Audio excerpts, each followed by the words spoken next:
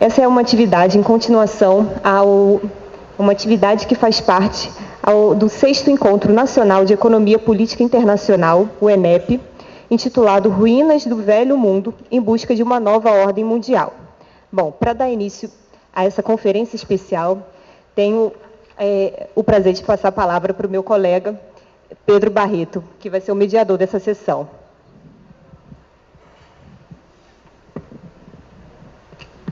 Boa noite, é com imensa alegria que a gente saúda todos os presentes, pesquisadores, professores, colegas, estudantes de pós-graduação, servidores técnicos que nos auxiliam nessa sessão. Um privilégio estar aqui. Gostaria também de cumprimentar os distintos membros desta mesa, professor José Luiz Fiori, professora Maria Cláudia Vater. Em nome da comissão organizadora, nós expressamos a vocês os nossos agradecimentos pelo gentil aceite ao nosso convite. Os tempos de crise, embora confusos, podem ser férteis períodos para os que se dedicam ao saber. Não por acaso, Hegel afirmou certa vez que, abre aspas, a coruja de Minerva só alça voo quando cai o crepúsculo, fecha aspas. Em outras palavras, o pensamento, aqui representado pela coruja de Minerva, ou Atena, deusa da sabedoria, da estratégia, da guerra e do comércio, costuma levantar novos voos, elevar-se a novas alturas, alçar novos horizontes, quando se depara com o inquietante momento do apagar de uma era e do emergir de outra, entre crepúsculo e alvorada. Talvez por isso, o próprio campo da economia política internacional tenha sua gênese ao tempo de uma crise, a crise da hegemonia dos Estados Unidos nos anos 70 do século passado, quando se tornou latente que economia política e relações internacionais não poderiam, em separado, responder aos problemas que aquela quadra histórica levantava. Se nos encontramos, mais uma vez, sob a crise de uma ordem, como sugere o tema do 6º ENEP, então somos novamente instados a empreender um renovado esforço no sentido de aprofundar a crítica e a reflexão. Daí, a relevância de termos uma mesa dedicada ao Programa de Pesquisa do Poder Global, inaugurado pelo professor emérito José Luiz Fiori, cuja presença nesta sessão muito nos honra. Não apenas porque o programa logrou albergar e articular em seu próprio esquema conceitual os temas fundamentais de API, hegemonia, moeda, desenvolvimento, entre outros. Mas também porque o seu percurso se dá a partir do exame, simultaneamente crítico e reconstrutivo, do instrumental teórico convencional que guiou boa parte dos estudos em economia política internacional por décadas. Dessa disposição herética, desapegada de marcos teóricos que se revelam ineficazes para interpretar a realidade internacional, nasce uma perspectiva singular, que articula visão sistêmica, estratégica e dialética. Por isso, ouvir do professor Fiori uma exposição sobre sua instigante proposta intelectual em sua fase mais recente de elaboração é uma oportunidade de imenso valor para quem sabe possamos alçar novos voos como a coruja de Minerva. Nenhum programa de pesquisa se afirma isoladamente. Ele se constitui e desenvolve a partir do diálogo entre diferentes perspectivas e vozes, sendo fruto também de uma tarefa coletiva. Por isso, contar com a presença da professora Maria Cláudia Vater, que tem sido uma interlocutora de longa data do professor Fiori e contribuído ativamente para a construção do marco teórico do poder global, vem a crescer em muito a nossa mesa. Por isso, eu passo a palavra à professora Maria Cláudia Vater para as suas considerações.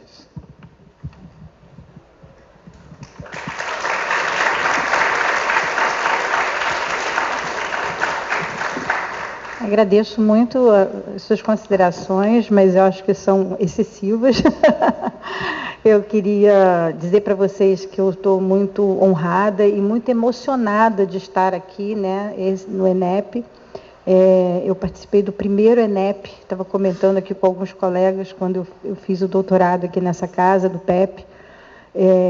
Eu vinha de uma trajetória um pouco heterodoxa, né? Eu era médica, quer dizer, sou médica, mas tinha feito também uma graduação em economia e vim me aventurar aqui, fazer o doutorado aqui no PEP.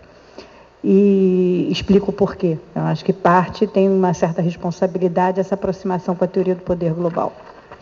Naquela época não tinha esse nome. Mas fico muito emocionada, porque o primeiro ENEP era uma salinha, né? E hoje vocês estão aqui no Pedro Calmon, pelo que eu vi, tem 76 submissões de trabalho, estava conversando aqui com a Isabela. Quer dizer, é um sucesso, é fantástico, né? É uma pós-graduação que marca, né, um espaço dentro do campo das relações internacionais, da economia política internacional, enfim, permitindo fazer esse diálogo, né? Então, queria agradecer muito a organização do evento, de poder, nesse momento, estar compartilhando aqui dessa mesa. Eu vou fazer pequeníssimas considerações. Minha irmã tem um ditado que é ótimo. Eu estou a falar sentada, mas ela diz: fale o tempo, fale de pé. E num pé só, para quando cansar o pé, você para de falar. Então, eu guardo isso como regra.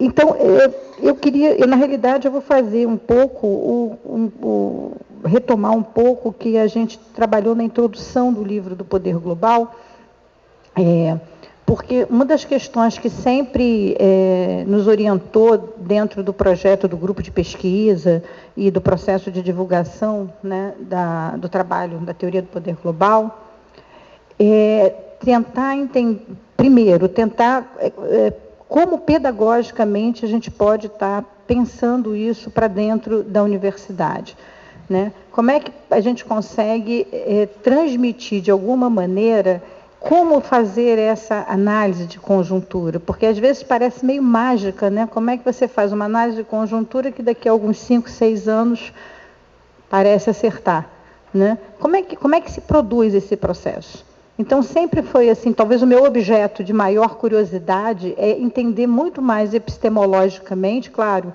eu faço análise, utilizo esse programa de pesquisa para a minha área, para a área de saúde, na área de saúde internacional, especificamente na área da saúde, mas sempre me direcionei nesse processo de tentar compartilhar como é que se dá esse trabalho e quão trabalhoso é esse processo. Isso que é o primeiro movimento. E eu não sei se consegui passar exatamente isso na introdução, tentando trilhar um pouco a trajetória que, de alguma maneira, alguns de nós aqui, né, professor Maurício, professor Rafael Padula, né, tem pessoas que estavam aqui também, Débora, puderam acompanhar essa construção desse programa de pesquisa. E isso é um privilégio, porque as teorias sempre nos aparecem quando a gente estuda HPE, ou quando a gente estuda a teoria das relações internacionais, parece que as teorias são coisas assim, né, quase metafísicas, né?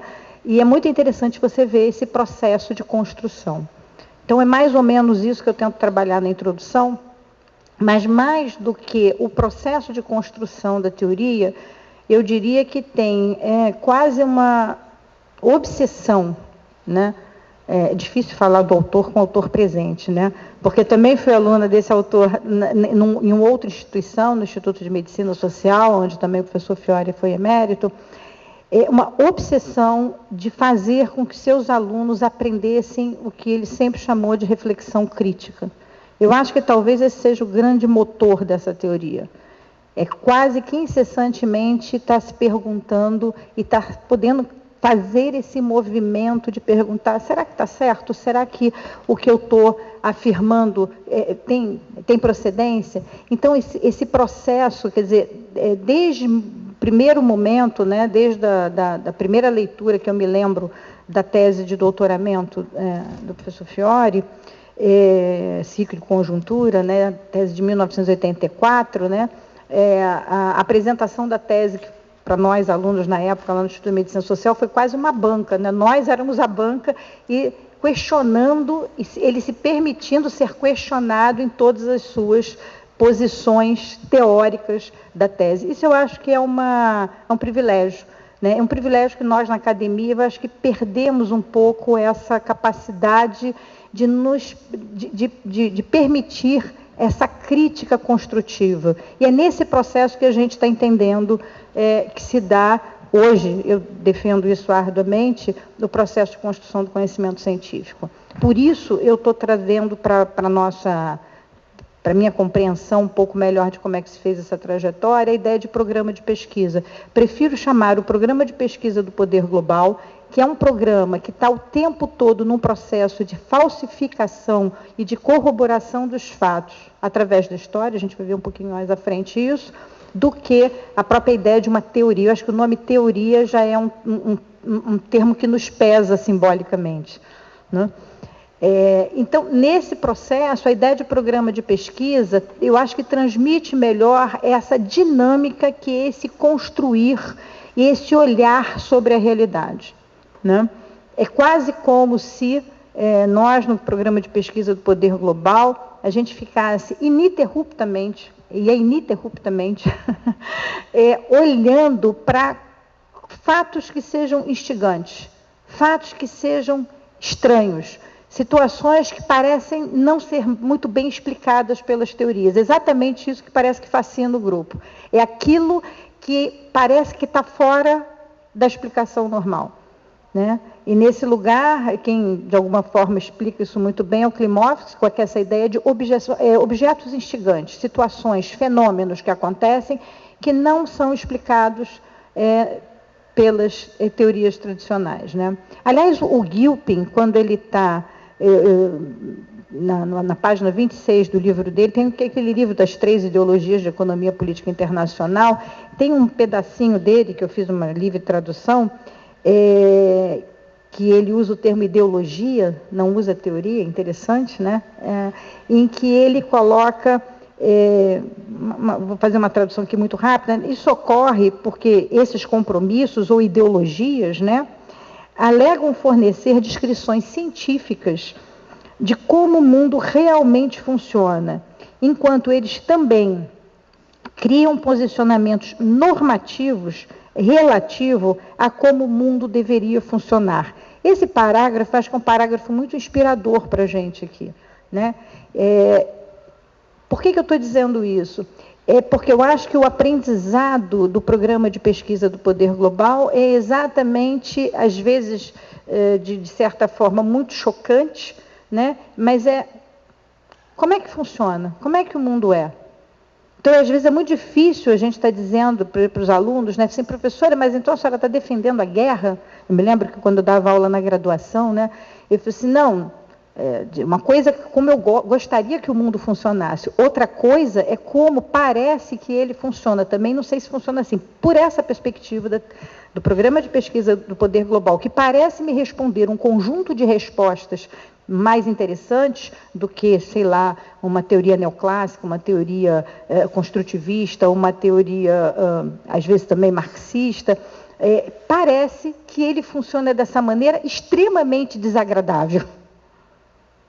Mas nós, como acadêmicos, temos que olhar para o fenômeno, com todo o estranhamento que o fenômeno tem. E é desse lugar que eu acho que esse programa de pesquisa permite, né? E qual é o objeto desse programa de pesquisa? Como é que se estrutura isso, me parece, de uma maneira metodológica? A unidade de análise é a conjuntura. É claro que me parece que aí é uma leitura absolutamente pessoal, né? O autor pode discordar disso depois na apresentação dele, e é bom que haja essa discordância, que a unidade a partir da qual ele parte é a ideia da conjuntura política. Ou seja, e o que é a conjuntura política? Como é que você constrói a conjuntura política? Ela é autorreferenciada pelo autor que escolhe. Ele observa o fenômeno instigante, e eu traço e construo essa conjuntura a partir desse olhar. E nela estão misturados todos os aspectos políticos, econômicos, éticos, sociais, etc., etc. Né? Ao escolher esse recorte, que não é disciplinar, também eu trago com isso um conjunto de desafios metodológicos. Eu não consigo construir, entender e decifrar a partir de uma única disciplina. Então, primeiro, é um programa de pesquisa científica que exige necessariamente, é constitutivo dele a transdisciplinaridade. Não dá conta de eu ter só um economista, só cientista político, não dá conta. Quer dizer, eu tenho que ter esse olhar transdisciplinar nesse programa, primeiro ponto, que me parece que é permanente dentro dessa obra, na constituição desse programa. A segunda coisa que eu queria também pontuar é a necessidade que o professor Fiore, ele transita, né, pela economia, foi professor da casa durante muito tempo, mas eu acho que tem uma segunda obsessão, né, que nós na economia, por tradição, ou por talvez ter tido uma outra forma de recorte, um outro plano, é a necessidade da dinâmica, do processo temporal. O tempo é uma obsessão. A pergunta que está o tempo todo por trás dessa conjuntura política, me parece que é muito mais para quê? Para onde está indo? Como vai ser? Nós, na economia, tínhamos muito mais o hábito, por quê? Né? Então, a gente estava muito mais no estático comparativo, se a gente pega predominantemente as nossas teorias econômicas, por exemplo, são dessa ordem, né? Estático comparativo. Eu sempre estou explicando como é que foi. Mas isso não me dá necessariamente uma perspectiva que para frente será igual. E, sobretudo, quando a gente tem crise.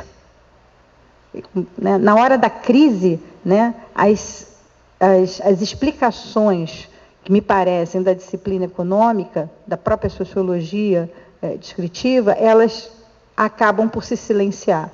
Né? Então, é interessante, claro, nesse momento que a gente está vivendo agora, que parece que estamos no meio de uma turbulência, imagino que o professor Fiore deva estar colocando isso, né? Ou que talvez seja uma característica desse sistema internacional, essa instabilidade permanente, a ideia desse processo dinâmico, ele passa a ser fundamental para essa compreensão do sistema. Então, me parece que o programa de pesquisa do Poder Global, ele, para se aproximar desse objeto chamado Sistema Interestatal Capitalista, e esse é o objeto do programa de pesquisa do Poder Global, não adianta solicitar desse programa de pesquisa outros planos de análise, porque ele foi constituído para entender qual é a dinâmica desse sistema interestatal capitalista nascido em determinado momento, né? Eles dão o batismo dele lá em 1648, mas com pródromos de parto anterior, né? O professor Maurício trabalha muito bem isso, vai lá no século XIII para poder entender esses movimentos. Para entender essa dinâmica, você precisa trabalhar com determinados princípios e axiomas, né, determinados pressupostos. O terceiro ponto que eu acho que talvez tenha sido mais demorado, mais disruptivo, até pelo fato, de institucionalmente, né, esse programa ter sido constituído dentro da área da economia, eu acho que é quando você faz uma inversão, digamos assim, o Lakatos, né, que cunha essa expressão de programa de pesquisa, ele usa essa expressão uma heurística negativa, né?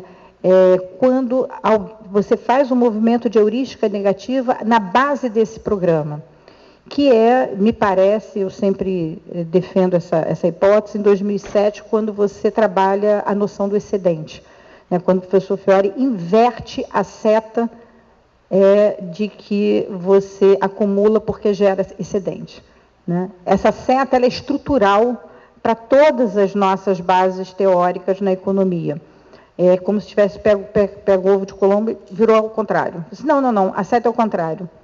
É porque você tem um soberano, é porque você tem uma capacidade de imposição do poder, é que você consegue saber que você vai produzir, você vai ser tributado e a partir daí você vai gerar suas condições materiais de vida. É tudo o contrário do que a gente aprendeu. Né? Isso tudo é uma hipótese teórica. Pode ser que daqui a pouco alguém venha falsificar. Nenhum problema. O programa está aberto para esse tipo de falsificação. Mas parece que até então tem corroborado, pelo menos na dinâmica do sistema internacional. Não sei se aplica, por exemplo, para aquilo que a economia trabalha com os mercados nacionais. Não sei, pode ser que não. Mas no plano do sistema interestatal capitalista, fortemente sugere que a estrutura e o mecanismo de funcionamento está assentada na expansão do poder. E é essa virada de chave, essa virada epistemológica, é que eu acho que nesse momento se constitui o programa do poder global. Né?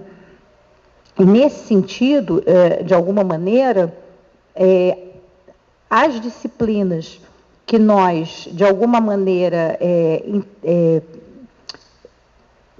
percebimos ou trabalhávamos como sendo a disciplina, ou seja, a economia, a sociologia, as ciências médicas, qualquer coisa assim parecido, né? A gente passa com esse olhar, pelo menos na dinâmica do sistema interestatal capitalista, estou falando neste plano, pode ser que essas regras, essas hipóteses não estejam valendo em outros lugares, mas na dinâmica do sistema internacional, parece que essas disciplinas passam a ser instrumentos de acumulação de poder.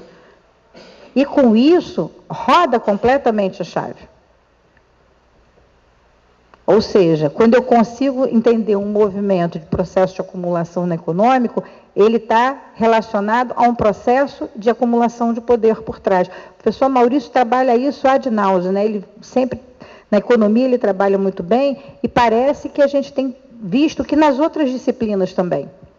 Na área de saúde, parece que funciona assim também.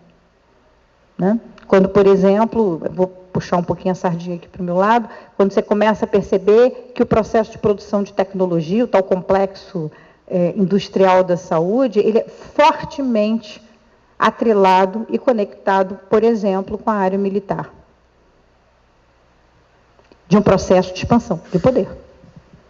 E não, como a gente sempre estudou, e como sempre a gente sonhou, ligado às reais necessidades de saúde da população, por exemplo. Não dá mais para quem se aproxima da área de saúde olhar para o campo e dizer que nós produzimos tecnologia a partir das reais necessidades da saúde da população. Não é mais razoável isso. Okay? Pelo menos a tecnologia de ponta. A tecnologia funciona como uso dual. Então, isso gera uma mudança de olhar, que me parece, quando eu estou olhando para o sistema internacional, de proporções. Né? É claro, é um programa de pesquisa que nasce também, né?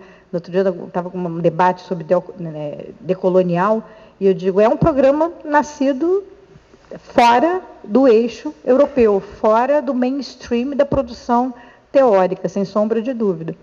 Né? Então, também, a aderência ao programa, a gente percebe que é visto a partir de quem, eu diria que é um programa de pesquisa que foi feito para quem quer entender o sistema internacional e está olhando de um lugar aonde você não tem o poder para poder operar no sistema internacional.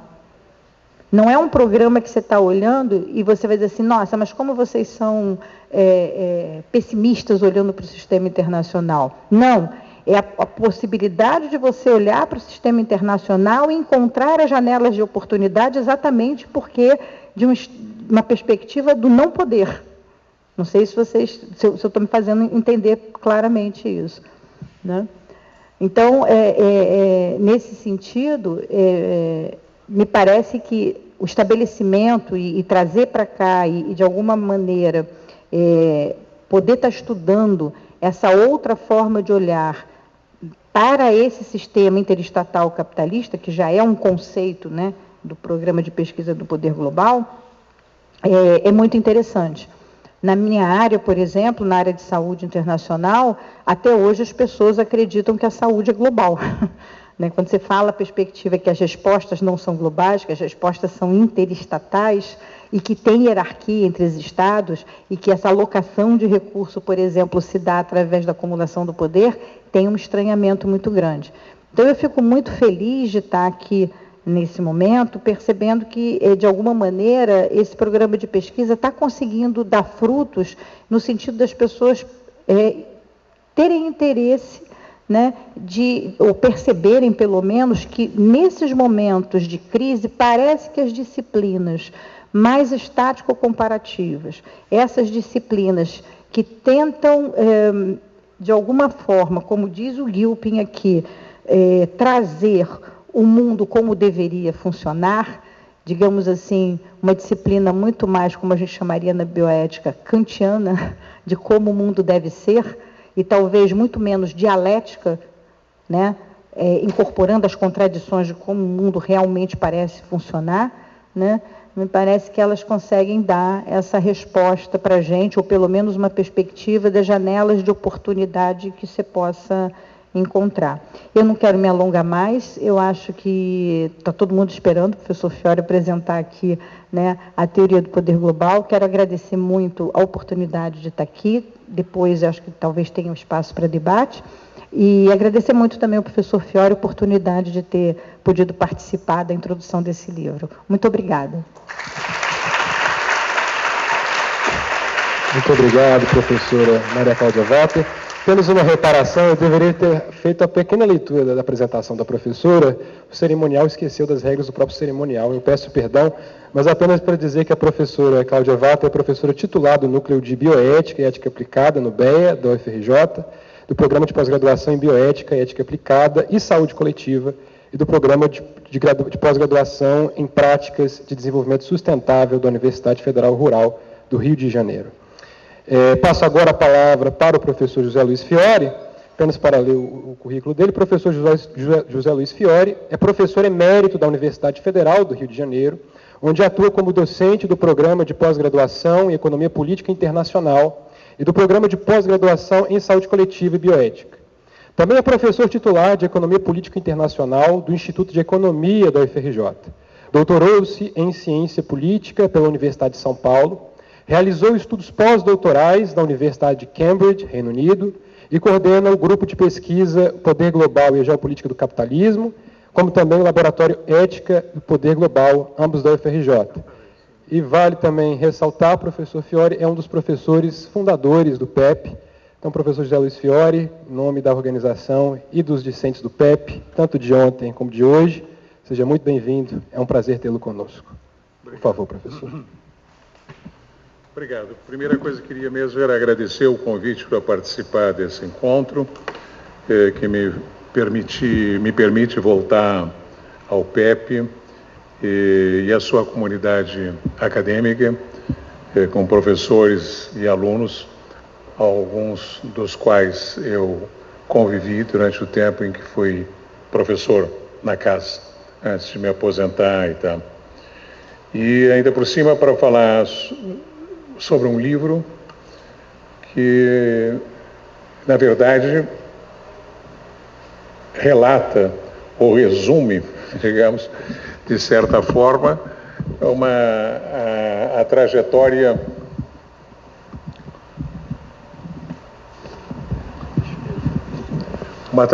de pesquisa. Vê se está ruim assim. Se estiver ruim assim, de repente eu pego na mão. Eu não gosto de pegar porque eu uso as mãos para falar. Eu sou italiano, meu negócio precisa das mãos.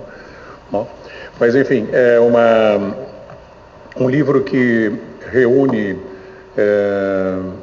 ensaios e artigos que atravessam 40 anos de história da minha pesquisa intelectual e de uma pesquisa coletiva que foi feita nessa casa, no Instituto de Economia e a partir do Instituto de Economia, desde os anos 80, chegando até a criação do PEP em 2008, e depois até hoje. Enfim, muitos colegas daqui, alguns menos, mas também da Unicamp, participaram dessa pesquisa internacional que nós fizemos a partir dos 80. Esse livro reúne a minha colaboração dentro dessa equipe, digamos, onde eu fui um dos colaboradores. Em toda a pesquisa, e na criação do PEP, né? E depois com o professor do PEP, enfim. Bom, de cara, a própria fala da Cláudia faz pensar que, e poderia ser, não sei se em tão poucos minutos, eu fosse apresentar o programa de pesquisa ou a teoria do poder global. Não teria nenhuma condição de fazê-lo em 20 minutos, 30 minutos, não é? E não foi bem o que combinamos com Maurício. A ideia, a minha, é usar esse tempo para apresentar o livro, não é? E as condições de criação desse livro e, portanto, as circunstâncias nas quais eu pensei as coisas que pensei, e aí falo no singular porque os artigos que estão aqui são meus, não preciso estar sempre referindo à equipe de pesquisa que trabalhamos juntos, dos quais, entre outros, o professor Carlinhos, o professor Medeiros, que falou aqui ontem, que eu soube, não é? O professor Hernani, enfim, vários que participaram desse projeto desde os anos 80, não? Mas essa parte do livro eu posso falar na primeira pessoa, a responsabilidade é minha, são artigos meus, são ensaios meus, tá certo? Então, a ideia é apresentar o livro e as condições em que ele foi sendo produzido. Não é? Na verdade, a ideia do livro não foi minha. A ideia do livro foi de vários colegas e alguns alunos, não é, de pós-graduação, e que várias vezes e cada vez mais, com o passar dos anos, como é óbvio, insistiam na ideia de que eu deveria reunir os ensaios maiores, mais acadêmicos, mais teóricos que eu escrevi, vou usar esse tempo redondo, nesses últimos 40 anos. Não é? A contar da data em que escrevi o primeiro texto que está aqui nesse livro, que é de 83, do texto sobre o tempo conjuntural. E era verdade, porque esses artigos, esses ensaios foram publicados, muitos deles nos Livros Vermelhos, que é uma coleção da editora Voz, que eu mesmo, a maioria deles, ou todos eles, já não me lembro mais, editei, ou organizei, eu ajudei a organizar, coordenei, não é? E que foram livros extremamente importantes e responsáveis, eu acho, pela criação da área e do debate na economia internacional, a economia política internacional no Brasil, mas que são livros que não são fáceis de encontrar, né? Nenhum livro hoje em dia. Passa o tempo e eles vão desaparecendo, não tem mais essa ideia de reeditar livros e tal, até porque quase ninguém mais lê papel, todo mundo acessa pela internet. Eu acabei de ver ali na mesa ali fora com o senhor livreiro, que tinha, por exemplo, O Poder Americano, é um dos livros vermelhos daquela época. Bom, então, seja nos livros vermelhos, seja em outros lugares, esses ensaios estavam dispersos. E a ideia era essa, reúna isso, junte esse negócio. Isso vai se perder, nem você mesmo encontra. Né? E a segunda razão que alegaram, que também depois me pareceu sensata, é para diferenciar esses ensaios e artigos e textos, que eu vou chamar acadêmicos, teóricos e tal, de um outro tipo de produção, minha também, pessoal, desde os anos 90 para cá, como intelectual público, como intelectual que participa do debate na imprensa e tal, que é uma tradição que o Brasil teve, eu acho que está perdendo, né?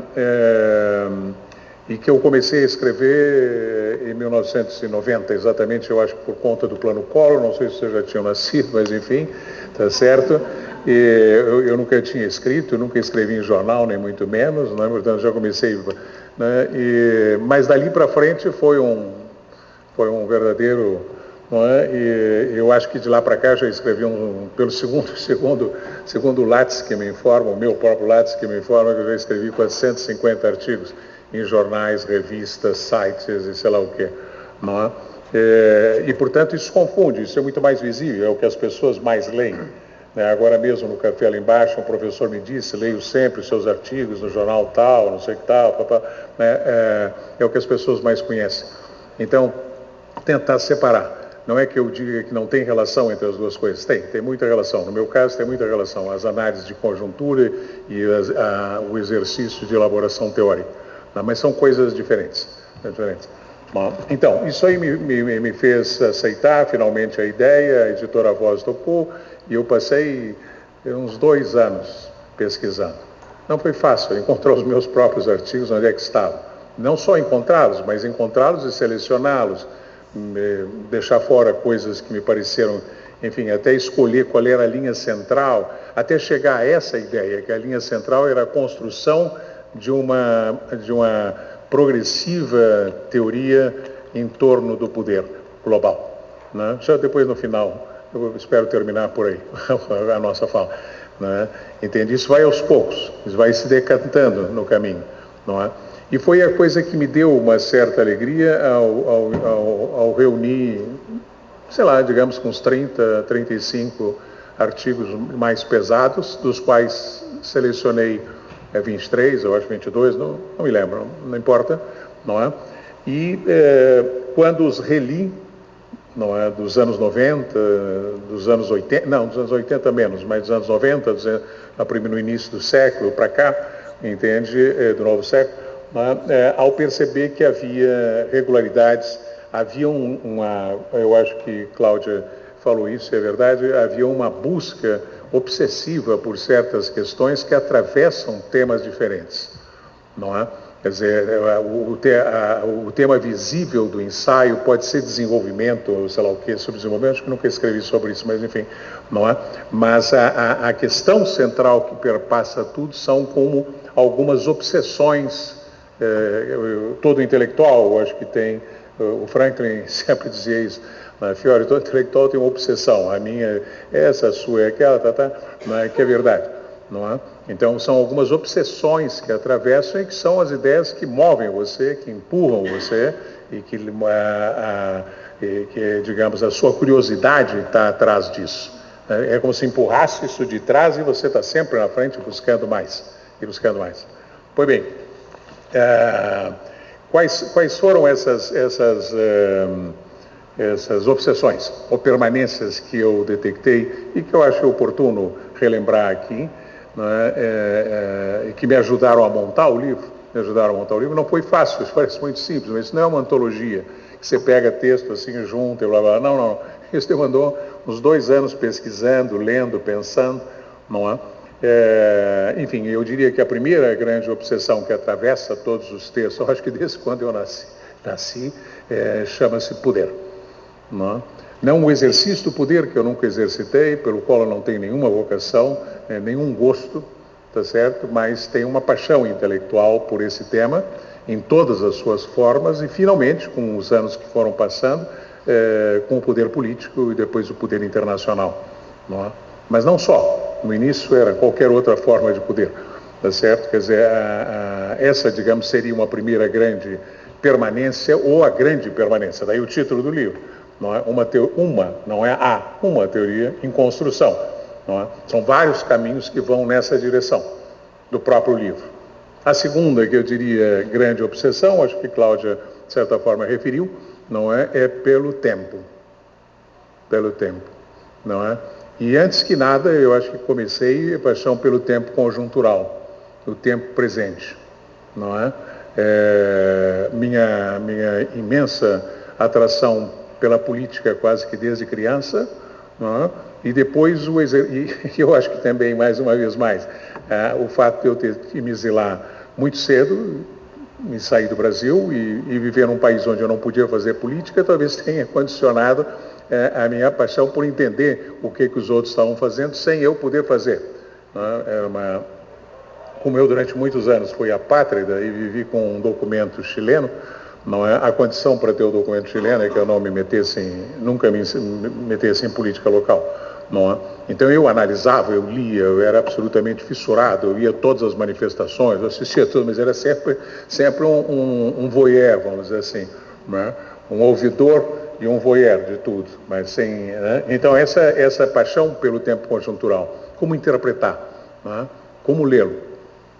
Daí é que também muito cedo na universidade me encantei e dei muitas voltas nos 2, 3 textos do Marx sobre o 18 Brumário, Guerra Civil na França. Vinham os textos dele, onde ele faz análise da conjuntura francesa de meados do século XIX, e como o Brodel disse, talvez tenha sido o primeiro, acho que sem dúvida nenhuma, foi o primeiro e um dos raros pensadores, autores e teóricos que tentou pensar o tempo presente a partir de uma teoria sobre o tempo macro da história do capitalismo e dos modos de produção, tá certo? E da luta de classe, blá, blá, blá, blá, blá, blá, né? Que eu acho que vocês devem mais ou menos conhecer, não é? Quer dizer, essa passagem, essa coisa que, por exemplo, o Brodel não faz. O Brodel tem quase um desprezo pelo tempo conjuntural, quer dizer, é o tempo dos jornalistas, é o tempo da purpurina, é o tempo do faz de conta, é o tempo do fake news, enfim, esse tempo que não serve para nada, não é verdade. Não é? Então, aí vem a terceira minha paixão, permanência, que é muito estranha, que é exatamente pela história de longa duração, daí minha grande paixão por Brodel, desde muito cedo, desde que eu conheci, sei lá, conheci através de livros, não é? E, portanto, essa ligação, que aparece no primeiro texto que está aqui nesse livro, sobre o tempo conjuntural, eu estava exatamente conhecendo Brodel nessa época, não é? Mas eu já tinha tido no Chile formação em filosofia e tinha feito um longo seminário de uns 3 anos sobre Hegel, e o Hegel era uma coisa que me mexia muito a cabeça, essa coisa do tempo longo, o tempo do desdobramento, do conceito que vai se desvelando, essas ideias estavam muito enfiadas na minha cabeça, não é? Então, quando encontrei o Brodel, foi um encontro fantástico, mas ao mesmo tempo eu disse, fantástico, esse camarada diz coisas que eu de alguma forma pensava a partir do Hegel, mas ao mesmo tempo ele chuta o tempo conjuntural, que é o que eu quero, naquela época, entender, não é? Então, mas as duas coisas atravessam o tempo todo desse livro e dos textos e da minha pensação. E a quarta coisa que eu diria, fundamental, é porque eu acho que através dos 40 anos, esses que estão nesse livro, não é? Todos os textos foram escritos, tem se algum dia vocês lerem, talvez vocês percebam, tem uma ira no ar, que é uma espécie de quem quer entender para resolver o desafio de um problema que está posto no mundo naquele momento. Tá certo? Não há nenhum texto aqui que tenha sido escrito por diletantismo numa tarde de domingo entediada. Não. Tá certo? Todos foram, por mais teórico, por mais abstrato, por mais histórico, no sentido século XII, XIII, depois até mais para trás, não é? Até num livro que tem ali hoje sobre a paz, sobre a guerra que está ali na frente, onde eu escrevo sobre o Império Romano, não é? A minha leitura do Império Romano é apaixonada por uma questão que está presente hoje na relação entre as civilizações e os impérios, não é? É sempre essa questão, tá certo? Então, nesse sentido é que eu acho que diz muito desse livro, uma apresentação mínima, rapidíssima, das conjunturas que me desafiaram e que estão nos textos, para entender. Não é? Porque alguém já me disse que encontrou uma certa dificuldade porque não é um livro que tem início, meio e fim. Quer dizer, a teoria do poder global é o seguinte, ó, é isso, então é assim, então o poder é assim, então está resolvido, está aqui a conclusão, o capítulo final. Não, eu nunca conseguiria escrever uma coisa dessa. Não é? É gozado, porque houve uma época que eu gostava muito, mas gosto sempre, enfim, essas coisas intelectuais não é do Wallerstein. E li muito na minha maturidade o Wallerstein, tá certo? E até que já, acho que, enfim,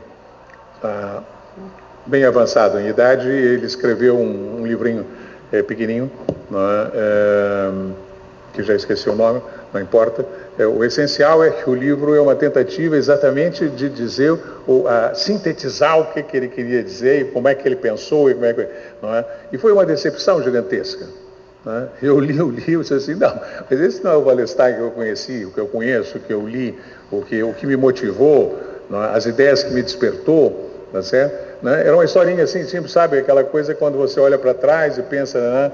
Então eu aos 20 anos achava isso, aí eu fiz assim, como se tudo tivesse sido linearmente. Eu acho que esse livro é o contrário, ele passa clarissimamente a ideia que Fiore não tinha um programa linear.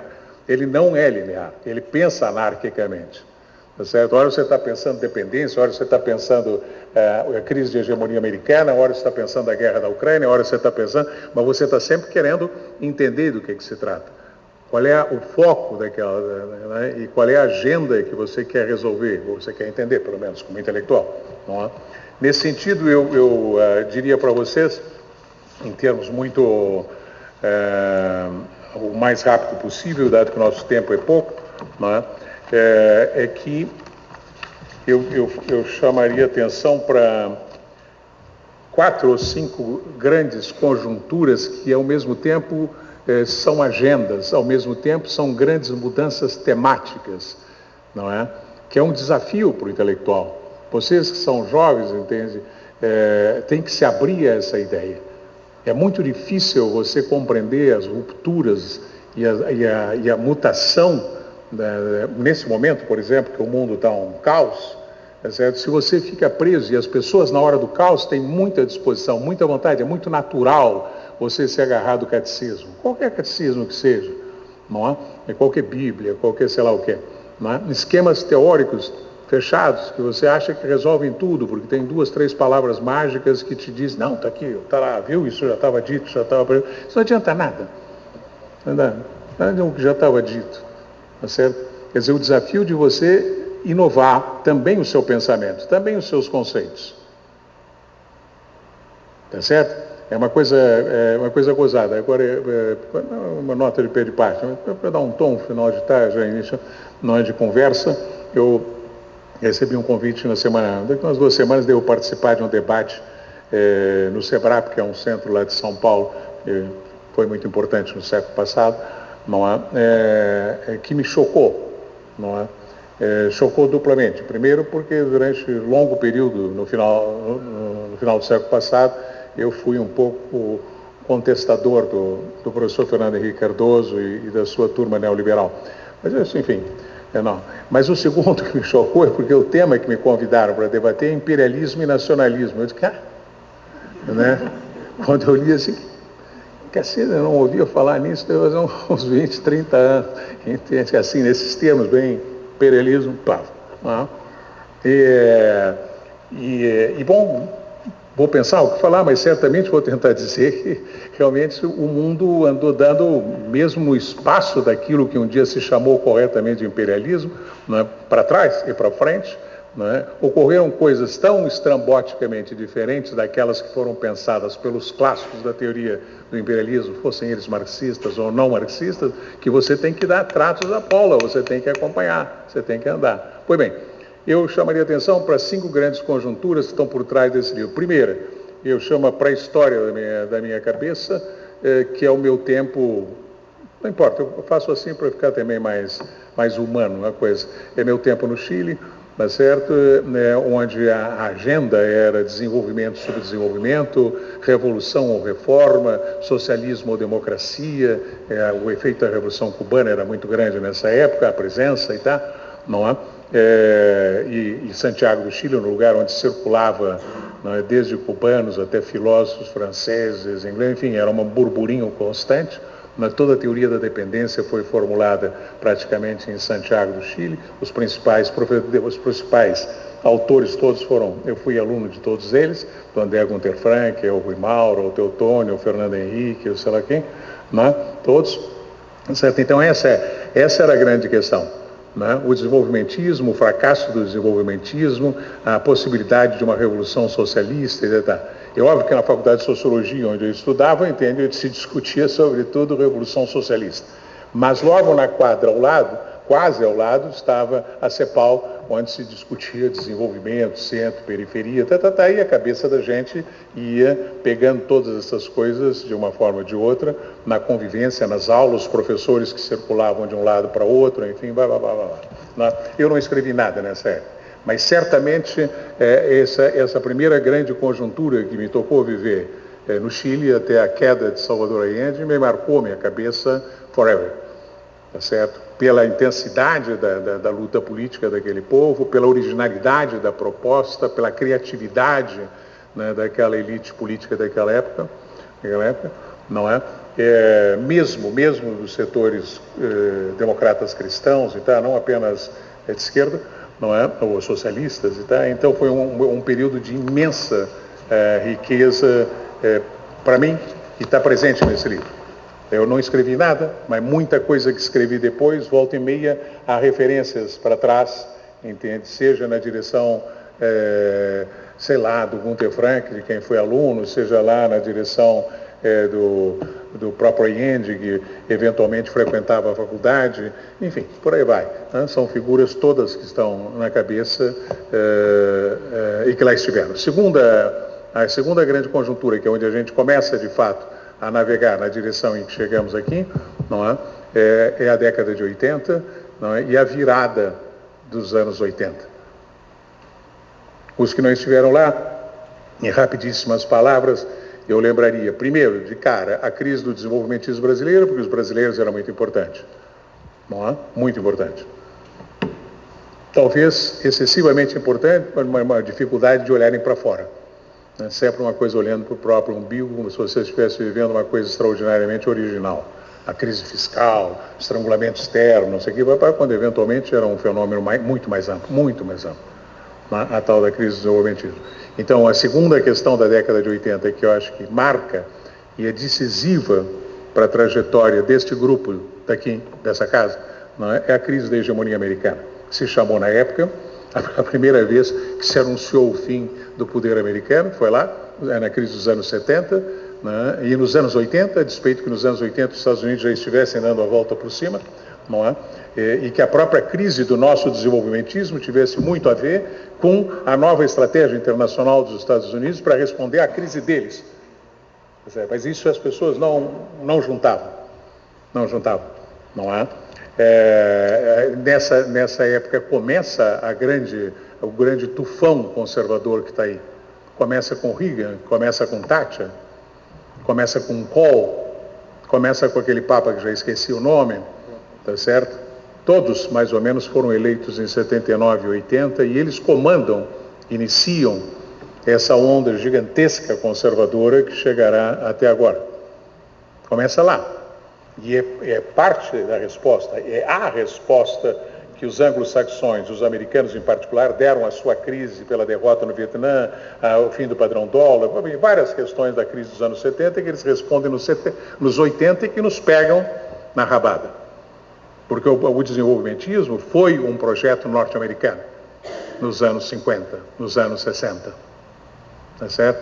Era decisivo o apoio americano para o sucesso desenvolvimentista. Não foi um projeto contra os Estados Unidos, não. Tá certo? E quando os Estados Unidos abrem mão desse projeto ao aderirem à estratégia neoliberal, entende, os projetos desenvolvimentistas mais associados e dependentes dos Estados Unidos vão abaixo. Isso marca os anos 80. A tal ponto que, quando nós montamos aqui nesta casa uma pesquisa internacional, em 86 exatamente, me tocou a mim coordenar, financiada pela FOR, pelas Nações Unidas, várias coisas, que nos permitiu ir para o mundo. O título da pesquisa era Crise e Ajuste no Mundo. Era a crise dos 70 e a forma pela qual os países estavam se ajustando, porque se tratava de se ajustar, não é? Ao que os Estados Unidos estavam propondo, mais que propondo, estavam impondo. Não é? E por esse caminho, e graças a esse financiamento, começa o estudo propriamente de economia política internacional nesta casa. Maria Conceição Tavares escreveu um ensaio premonitório, mas que teria ficado inteiramente ao léu, como tantas coisas que ela escreveu e outros tantos escreveram, né, em 84, sobre a retomada da hegemonia americana, onde ela questionava que os Estados Unidos estivessem numa crise terminal. Esse pequeno ensaio que ela escreveu passou a ter uma dimensão magnífica na medida que ele serviu de pontapé inicial da formação do projeto de pesquisa em 86, que com financiamento internacional nos permitiu ir à Ásia, à Europa, aos Estados Unidos. Vários professores dessa casa, alguns já aposentados, outros mortos, a própria Conceição. Tá certo? E foi essa ida ao mundo que nos permitiu, quando vem a terceira grande conjuntura, que é dos anos 90, que aí sim o mundo deu 4 cambalhotas no ar, com a derrota da União Soviética, com o fim da Guerra Fria, com a desconstrução da União Soviética e com o redesenho completo da geopolítica, da geoeconomia europeia e mundial, com o aparecimento de uma ordem internacional unipolar que o mundo nunca tinha tido, Essa é uma grande cambalhota. Nesse momento, o Brasil, então, faz a opção de encaixar nesse troço através dos governos Collor, Fernando Henrique, blá blá, as reformas, tarará, tarará. É nesse momento que a gente um pouco, sobretudo Conceição e eu, abrimos, digamos, bifurcamos nossa vida e passamos a escrever nos jornais contra esse projeto. Tá certo? Até porque tínhamos estado nós dois em Washington, trabalhando, fazendo lá uma pesquisa durante um período, quando exatamente estavam cozinhando na posse do Clinton, né, o projeto brasileiro de ajuste para o internacional. Tá certo? Então, quando eles fizeram o plano real, entende? 4 dias depois saiu um artigo meu na Folha de São Paulo, Os Boiadeiros Falsos, que dizia, pessoal, pô, o professor tem, como é que chama isso? Como é que é, para adivinhar o futuro, como é que escreveu em cima? Não, a gente estava há quase 10 anos estudando isso no mundo. Tá certo? Quando fizeram o negócio era de uma obviedade tão grande que não custou nada escrever isso aqui, ó. Se trata disso, não tem nada contra, quer fazer, vai fazer, mas trata disso aqui, não vem com lorota, pá. É o mesmo que estão fazendo aqui, que estão fazendo lá, com diferentes detalhes, mas é o mesmo. É o mesmo. Tá certo? Então digamos, essa virada dos anos 90 para a unipolaridade, né, e para o tufão da globalização, da utopia da globalização, do fim da história, da paz perpétua, esses eram os sonhos dos anos 90. Tá certo? Digamos assim, talvez tenha sido a última época, o último período utópico do Ocidente. Uma utopia liberal, que era velha, mas de qualquer maneira foi retomada, era a ideia, e que boa parte dos marxistas europeus aderiram. A ideia de que o capital tinha chegado a uma fase de globalização, de fim das fronteiras, coisa que o Marx teria festejado, o fim das fronteiras nacionais, e uma gestão global do capitalismo, e tarará, pelos mercados, pelos bancos centrais, enfim, a utopia não era inteiramente despropositada. Era inteiramente real, como toda utopia, e deu com os burros na água. Mas tem uma coisa importante aí, nessa década de 90, quando a gente então publica os livros vermelhos, o Poder e Dinheiro, Estados e Moedas, Polarização e Crescimento, e Poder Americano, que está ali, eu acho que é um pouco depois, é 2004. Mas tem uma coisa importante nesse... Escapou.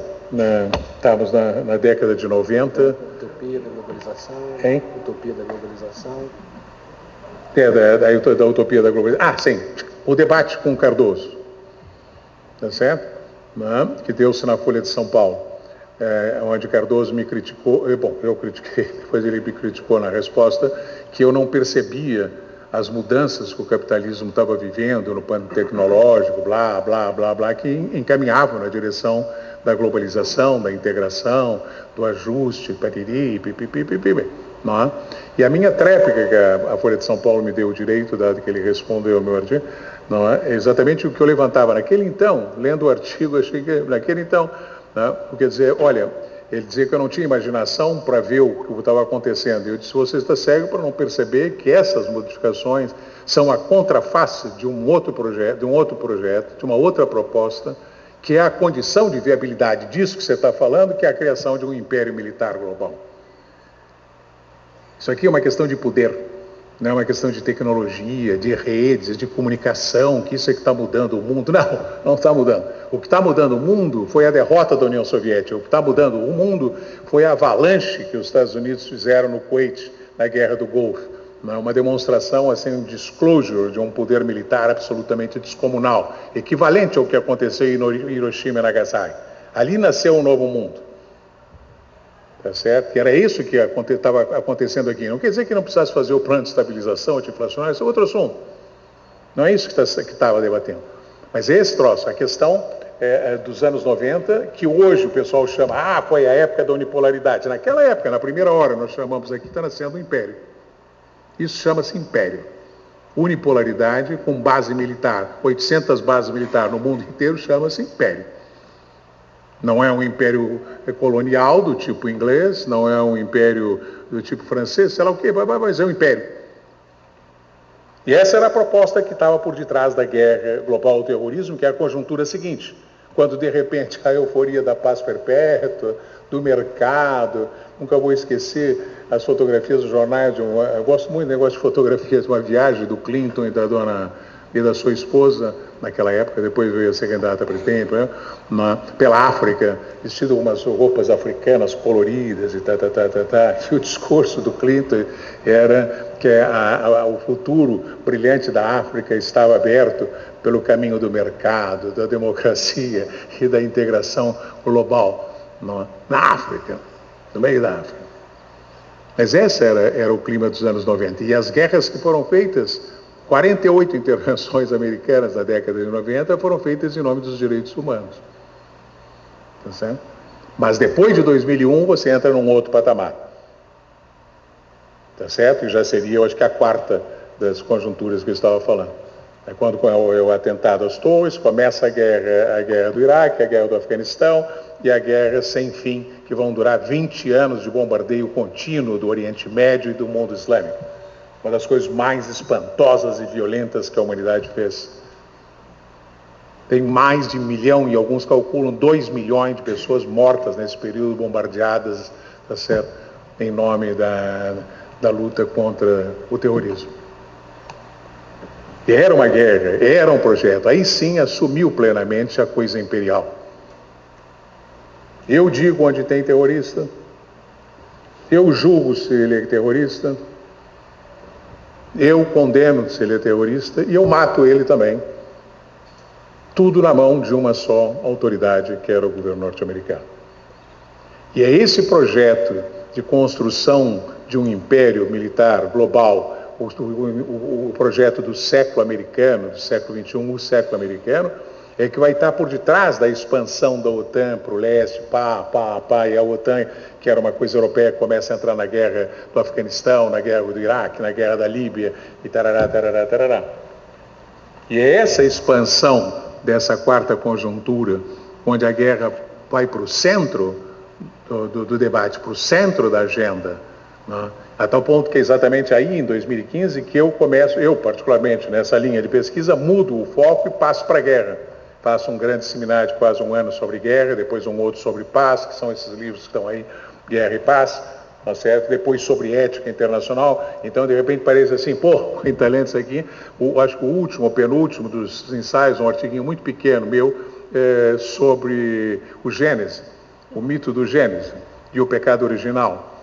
Não é? E a importância do ceticismo, que já está no pecado original. A pessoa diz, alguns na época lembram, o Fiore enlouqueceu completo. O camarada discutia desenvolvimento, sistema mundial, agora o cara está falando de mito e de textos religiosos. Não era essa a intenção. Mas era porque a questão internacional foi colocando, e se por acaso, de fato, eu fosse e tivesse condições de ter aqui tempo para dispor a chamada arquitetura da teoria do poder global, eu mostraria a importância descomunal que tem na luta entre as grandes potências a conquista da ponta, não da inteligência artificial, mas a conquista da ponta na construção da ética internacional, que talvez seja o principal instrumento de poder de uma nação. Conseguir impor aos demais o que é bom e o que é mal. Quem julga, quem condena e quem mata. E, sobretudo, se autoatribuir o direito a matar impunemente. Tá certo? Mas isso aí é uma coisa que você tem que ir acompanhando, por isso que eu tentei fazer isso, mostrar para vocês um pouco essas grandes conjunturas, e se algum dia vocês folharem esse livro, vocês verão que os textos começam eventualmente com um debate sobre isso, um debate sobre aquilo, depois o texto vai indo, e como se ele internamente mesmo fosse chegando, né, a passagem, por exemplo, da questão imperialismo, dependência, não sei o que, para a temática Wallerstein, Arrighi e outros tantos, para depois, mais além, para outra temática, até chegar, eu acho, minha opinião, em 2004, quando a gente publicou o livro Poder Americano, e que eu acho que naqueles 2 ensaios que abrem o livro Poder Americano é quando eu finalmente formulo aquilo que eu chamaria estritamente o programa de pesquisa sobre poder global. Aí chegamos no ponto. Tá certo? 2004. Depois disso, eu escrevi O Poder Global e a Nova Geopolítica das Nações, em 2007. Depois, em 2008, escrevi com Carlinhos e o Franklin um sobre o mito sei lá como é que chama, o mito do fim do poder americano, não é? E onde eu vou, então, já desenvolvendo uma outra temática, que é o do poder global, já não olhando a partir da economia, não olhando aqui, não, a partir do próprio poder, da dinâmica do poder, o poder em si. E a forma como, a partir dele, ele chega à economia. Esse é o ponto. Por isso a importância disso que a Cláudia sublinhou. Né? O que eu chamava, na época que eu dava aula, a inversão do teorema de Petty. Tá certo? Quer dizer, para o Petty, que é considerado pelo Marx como o pai da teoria do excedente, mas, enfim, toda a teoria econômica clássica não liberal e vai pela linha do excedente, né? A ideia de que o excedente é que vai permitir não é, a acumulação, a taxação, o início da dinâmica, quando a economia chega a ter um excedente. Né? E ainda lembro o dia que essa coisa me veio na cabeça. Eu estava nesse pós-doutoramento em Cambridge, mas na verdade eu estava em Londres, sentado, quando de repente, pá, não, errou. Tá certo? Quem determina o tamanho do excedente, do primeiro excedente, é o príncipe. É o senhor feudal, é o rei, é o quem seja, é o poder. Você diz, eu preciso de tanto, e você vai me entregar. E você vai me entregar, queira ou não. Não, mas esse aqui está o valor da minha subsistência, eu preciso extrair a minha subsistência para o meu filhinho. Não. Você vai me entregar o que eu preciso para a guerra. E você vai procurar para o seu filhinho outro lugar. Tá certo? E com isso você vai ter que expandir a produção para dar de comer para o teu filhinho, depois para o teu... E aí a coisa começa a andar. Tá certo? Mas esse é o ponto de partida. Não é? É poder. E é o poder que define o tamanho da taxação. O poder define o valor da moeda na qual você vai pagar ou medir os teus sacos quando você deixar de entregar sacos ao rei e pagar em moeda. Tá certo? É o poder que definirá o tamanho inicial do excedente. E ele será determinado em última instância pelas necessidades do quê? Da guerra, que é a atividade fundamental, 90% da atividade sempre, eu diria, da humanidade, mas em taxas muito maiores, muito mais acentuadas no espaço europeu, onde vai nascer o tal do sistema interestatal e depois, a partir dele, o modo de produção capitalista. Tá certo? Pois bem, eu apressando o final, que já deve ter... Você já me botou quanto? Tem ideia? Tá, então, deixa eu ir lá correndo, peraí. Dá um salto aqui. Bom, eu acho que a última dessas conjunturas onde eu estou afundado, acho que todos vocês estão afundados, eu ousaria dizer que ela começa no momento em que a Rússia entrou no território, invadiu o território da Ucrânia. Começa um pouco antes, se quiser ser fiel e detalhista, e na crise, quando derrubam o governo da Ucrânia, depois da Crimeia, blá, blá, blá. Mas digamos assim, pão, pão, queijo, queijo, é na hora que a Rússia diz assim, vai mudar. Não vai mudar. Então tá bom, aqui estão as armas e eu mudarei pela força. Isso é uma ruptura da ordem internacional que não tem nenhuma outra coisa que se equivale a isso. Depois você pode agregar, enfim, agora, por exemplo, a reunião do Xi Jinping com o Trump na Coreia do Sul, onde o Xi Jinping claramente virou a mesa e ganhou essa parada, tá certo? Tudo bem, isso faz parte, mas já faz parte de um mundo que está se desintegrando, uma ordem que está em pleno estado caótico. Mas ela começa no momento em que aparece alguém com poder suficiente de dizer, frente aos Estados Unidos e frente à OTAN, que são os verdadeiros derrotados, não se confundam. O Trump está promovendo uma espécie de rendição, como principal financiador e principal intelectual da guerra da Ucrânia, entende? Ele está promovendo uma rendição, ele está fazendo o melhor mapa da rendição para entregar para a Rússia que ganhou. Pronto, acabou. Do ponto de vista militar. Pode demorar mais, menos, enfim. Não é? E os europeus são... Isso aí é uma desintegração. Onde é que começa? Onde é o momento decisivo? Onde é que começa a quinta conjuntura, que eu diria que é a que nos desafia como intelectuais hoje? Não para entender a conjuntura jornalística, se vai ter paz amanhã, se o cara vai fazer isso ou vai aquilo. Não, para entender a novidade que isso traz para compreender a dinâmica geral do sistema estatal e do sistema capitalista e a direção que esse negócio for onde vai. Não é só a saída dessa conjuntura, porque você pode assinar essa paz e estourar no dia seguinte na Venezuela, aqui, lá, acolá, e vamos seguir a festa. Desintegrou. No momento em que aparece dentro de um sistema, um contestador, um sistema unipolar, que aparece um contestador que diz assim, eu pago para ver. Tá certo? E você abre o seu jogo e o jogo dele é melhor que o teu, quebrou. Daí para frente, quebrou. E é o que vocês estão assistindo nos últimos 3 anos, um avanço progressivo da derrota da OTAN dos Estados Unidos. Dos Estados Unidos são o principal derrotado na Ucrânia. Não se enganem com toda essa parafernália trumpiana. Isso não muda o fato que eles foram derrotados. Por isso que ele está negociando.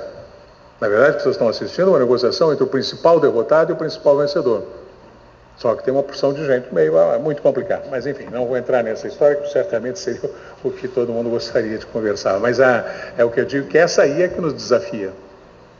Como intelectuais, você não pode abrir mão de entender isso. Mas não é para ter o segredo, para ver se eu sei primeiro como é que eles vão assinar. Não. É porque você vai vendo como é que o sistema, né, para onde vai esse caos, que a falta de uma palavra a imprensa chama de multipolaridade. O que é multipolaridade? Como é que funciona um mundo multipolar? O que vai ser o futuro do mundo multipolar? Ninguém tem a menor ideia. Tá certo? A menor ideia. O mundo multipolar vai ser mais pacífico? Muito provavelmente não. Muito provavelmente não. E tomará muito tempo para que ele chegue a um mínimo de arrumação. Mas isso são coisas a pensar. Isso é por onde esse livro segue. Eu salto rapidamente para... Eu tinha pensado, acho que eu não tenho... Desce disso? Tu me deu 5, tá. Não é? Eu sublinharia, eu diria uma coisa que eu acho que é importante, eu não vou entrar nos detalhes, porque tomaria mais tempo, mas que nessa trajetória, quem tivesse paciência de ler esse livro, perceberia que, digamos, os meus interlocutores, como eu estou escrevendo, não é porque eu seja o centro do mundo, mas como eu estou escrevendo, os meus interlocutores não é, foram mudando através do tempo. Tá certo? Assim, sei lá, Priscas Eras, o Marx era um grande interlocutor com quem eu dialogava, pensava, Já houve um momento que o Brodel era um pouco menos que meu amigão de botequim, mas eu nunca vi na vida, mas enfim, não, tá certo? E assim com Arrigo, ou com Wallerstein, ou com Charles Tilly, ou com Polanyi, sei lá, não? Tanta gente nesse caminho todo. Elias, Norbert Elias, né? Tá certo? Mas um trabalho interessante, que não vou ter tempo no que temos aqui de tempo, que era dizer como foi se dando, não é? A relação, vamos chamar assim, a relação matrimonial, dialética e o divórcio entre mim e cada um deles. Amistoso. Divórcio amistoso. Eu guardo excelentes relações com todos, se pudesse dizer assim, metaforicamente. Não há? Mas o que me distanciou da problemática do Marx, o que me distanciou do Polanyi, o que me distanciou do Wallerstein, o que me distanciou do Arrigo, não é? Do Tilly, não é? Tomaria muito tempo, mas certamente é uma coisa importante. Não é? Certamente isso que Cláudia falou e que eu retomei, a questão do excedente e do PET, que se estende ao Marx e a todos na questão do excedente, não é? Mas talvez a minha primeira paixão e divórcio nesse campo com o Marx tenha sido em torno ao 18 Brumário e a Guerra Civil na França. No pouco tempo em que fui professor na USP, em 74, o curso que eu dei, me lembro que foi exatamente sobre o 18 Brumário, a Guerra Civil na França, análise de conjuntura em Marx. 74. Era o meu fascínio, eu me lembro, eu dizer para os alunos que eles pensassem como é que o Marx concebeu o conceito de ditadura do proletariado, quem sabe sentado num bar na Place de Tétri, no Montparnasse, em Montmartre, em Paris, assistindo a derrota da Comuna. É lógico que o Marx não estava lá, mas era uma brincadeira. Vocês imaginarem o que é o camarada, o intelectual, que está olhando o fracasso ali da Comuna, que era uma coisa na qual eu estava apostando, e a partir dali como é que ele formula um conceito para superar aquilo ali, entre outros, ditadura do proletariado. Mas e depois a análise que ele faz, tanto lá da Comuna, quanto lá atrás, na questão de 48, do golpe de 51, do Luiz Bonaparte, isso absolutamente me fascinava. Mas também começa aí, aliás, nesse texto, todo o texto, no fundo, é um relato do meu divórcio, por conta do que eu considerava a insuficiência do conceito de interesse de classe. Para entender, não é que o conceito seja insuficiente ou não, o conceito é um conceito, para como arma ou como único instrumento analítico para decompor e entender uma conjuntura política particular. Tá certo? Depois, a separação do Hilferd,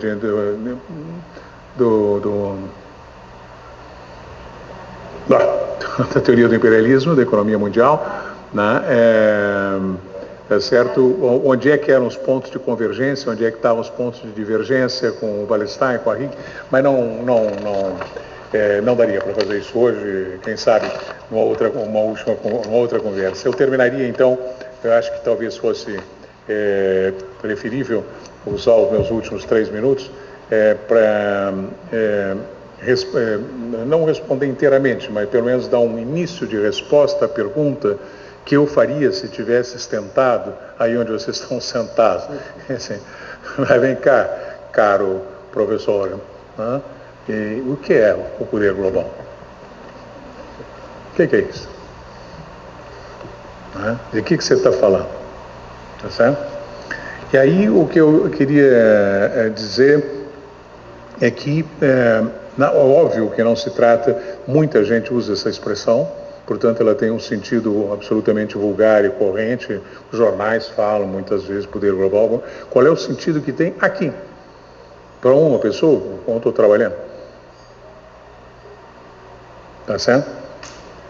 E para essa pesquisa, obviamente não se trata de apenas de um sinônimo de poder internacional. É óbvio que não se trata de um quantificador da quantidade de poder que você tem, mais ou menos, quem é que tem um poder global maior, tem um poder menor, não se trata disso. Na verdade, é uma expressão, um conceito, que alberga dentro de si, pelo menos nesta perspectiva, desta pesquisa e desse processo de teorização, entende? Várias premissas e várias hipóteses que em conjunto apontam na direção da construção, não vou dizer uma teoria, tem horror pela sensação que acabou, de uma teorização infinita, tão infinita quanto a ideia central, talvez, da nossa concepção do poder global, a ideia que nos diferencia, talvez, de todos os autores que trabalharam com isso, que é a ideia de um universo em expansão. Tá certo? Isso nos diferencia radicalmente do Wallerstein, radicalmente do Arrighi, que tem uma visão, o Wallerstein, tem uma visão do sistema mundo como um sistema, um universo com uma hierarquia e uma divisão do trabalho praticamente imutável. E o Arrighi com aquela ideia dos ciclos, sobe, desce, que é extremamente atraente. A primeira vez que eu li aquilo nos anos 90, fiquei apaixonado. Dava aulas magníficas sobre aquilo, que redondinho. Tá. Aí eu mesmo a Holanda, não, na Espanha, não. A coisa não é assim, não é? Até o momento em que todas as minhas reflexões me foram minha pesquisa, e aí já, certamente, no momento em que eu saí do campo da economia, saí do campo, imagina, da ciência política, teoria política, não é? Da filosofia, não é? E comecei a vasculhar outros espaços, entre os quais dois que eu destaco na introdução desse livro, se bem lembro, não é? Que foram a psicoanálise e a cosmologia e os avanços da teoria cosmológica a partir depois do Einstein e do fim da Primeira Guerra Mundial. E ali a descoberta da expansão do universo. Tá certo? Ainda vou encerrar com isso, só uma anedota. Acho melhor do que eu queria explicar agora, não vai caber. Mas é uma anedota que eu acho que ajuda. Como é que essas coisas acontecem na sua cabeça? Não? Eu acho que ainda não me lembro bem em que momento da primeira década desse século, em algum momento o Chico de Oliveira e o Paulo Eduardo Arantes me convidaram para falar para um seminário que eles tinham periódico, eu acho que quinzenal ou semanal, na USP, irregular, digamos, informal por fora, mas cheíssimo. Né? Tinha muita juventude interessada na época na discussão. O Paulo e o Chico o Chico morreu, marxistas, tá, diferentes conotamotistas e tal, mas enfim. E me convidaram para ir falar sobre o que eu estava pensando a respeito da coisa internacional, né? E eu nunca vou esquecer para ver como é que essas coisas das ideias, você está atrás, não é? E estava indo para falar, portanto eu já estava com um texto para falar. E no caminho para São Paulo, de ônibus, porque eu tinha medo de avião, ainda tenho um pouco menos do que naquela época, então eu tomava ônibus, não é? E ia lendo uma revista de cosmologia no ônibus, tá certo? E lá pelas tantas, sobre a questão do debate da expansão, do Big Bang, tem Big Bang, não tem, a tendência do universo, tarará, até que daqui a pouco eu vejo uma palavra assim, não é? E quando leio os significados, assim, inflaton. É isso aqui, tá certo? Inflaton, que é algo que a própria física não consegue descrever plenamente, mas uma força, uma energia, né, no primeiro momento do universo. Vamos supor que tenha primeiro momento, a física que não tem primeiro momento, mas se não tem primeiro momento não importa, não é? Porque ele possa ter contrações, expansões, sem ter um primeiro momento, a la Gênesis, assim. Não tem também um último momento, não é? Onde essa força, essa energia praticamente impensável, não é? Incalculável, teve um efeito de expansão no universo gigantesco. Interessante, inflação, né? Inflação. Não é? E aí que você vai abrir. Não é? Então, eu lembro que cheguei no seminário marxista de São Paulo, do Chico e do Arantes, e expus pela primeira vez, já assim em termos absolutamente embrionários, não é? Encaixei dentro do que eu estava pensando sobre o sistema mundial, a ideia do inflaton. Isso causou. Eu me lembro no fim que o Chico veio, que era muito amigo, muito querido, e disse, pô, Fiore, entende? Vou dar uma pensada em casa nesse teu inflaton aí. Não estava na minha teoria marxista, não estava. Entende? Mas essa ideia eu acho que é uma ruptura radical. Tá certo? Por isso sempre nas aulas eu dizia para os meus alunos, entende? Se vocês querem pensar o sistema internacional, não pensem que nem um pouco a cabeça centro-periferia, dependência, a própria do imperialismo, que é uma coisa assim. Aqui em cima, pode ser um, pode ser vários, aqui embaixo a periferia, semi-periferia, como se fosse uma pirâmide assim. Se vocês querem entender o sistema mundial, internacional, a primeira coisa que vocês façam é deem um pontapé nesse cubo, como é que chama isso? Pirâmide. Hein? Cone. Dei um pontapé nesse cone. E ele vai fazer assim. E aí vocês comecem a pensar que isso é a formalização, um retrato incorreto, mas mais aproximado de como é que se move o sistema mundial, o sistema internacional. Tá certo? Primeira ideia, não existe essa hierarquia. Segundo lugar, ele está sempre em movimento, ele está sempre em expansão. Terceiro lugar, quem vai na frente nesse movimento de expansão não para, nunca para, não pode parar. E é por isso que quem vai na frente é quem mais destrói, é quem mais mata. Mas se ele parar de destruir, é possível que o sistema entre em estado de entropia e caos total. E aí comecem a pensar tantas outras coisas que eu não vou falar agora, porque seriam uns 10 ou 15 pontos que eu acho que são fundamentais na construção desse processo dialético de vai, vem, de construção teórica. Que por trás dele, que aqui encerro, sim, devo dizer a vocês que são alunos, para os alunos, não os professores, para os alunos que estão começando, não é? Pelo menos no meu método de trabalho, na minha trajetória, houve sempre uma relação cada vez mais estreita, cada vez mais dinâmica e, sem dúvida nenhuma, cada vez mais cansativa, não é? De ida e volta, ida e volta, ida e volta ao mundo real, ao mundo da teoria, ao mundo da história, ao mundo para facilitar, para desgosto do Buradel, ao mundo do jornal, ao mundo da história, ao mundo da teoria, de novo ao jornal, depois a história, depois a teoria, não? E é nesse movimento que você vai conseguindo construir e formular hipóteses que você falsificará na próxima conjuntura. Aliás, e aí realmente encerro, li outro dia, anteontem, um grande cosmólogo brasileiro italiano, Mario Novello. É interessante isso, me mandou um artigo que ele tinha acabado de publicar na revista de cosmologia do Instituto de Física, aqui, no nosso Instituto de Física aqui, não? Curto, um artigo absolutamente curto sobre a temporalidade histórica das leis astrofísicas, cosmológicas ou físicas. Para nós que viemos do campo das ciências sociais, não é como o cara dizer assim, as estrelas também têm história, o cosmos também tem história. Gente, para nós que legal. Então, o Prebudini já tinha descoberto que na química, nos processos micro, havia um movimento de mudança, não é? Mas é interessante ver da parte de um físico conotado, notório, professor emérito dessa universidade, né? E ele, inclusive, o artigo dele, por isso eu li imediatamente, porque isso não pode ser nesse momento, chamava-se assim, os últimos avanços da cosmologia e Marx. Eu disse, Marx? Pô, essa me surpreendeu, fui ler. Né? E, na verdade, é muito interessante, porque o Marx, quando ele e o Engels, a frase dessas tantas que eles dizem, sobre a importância da história.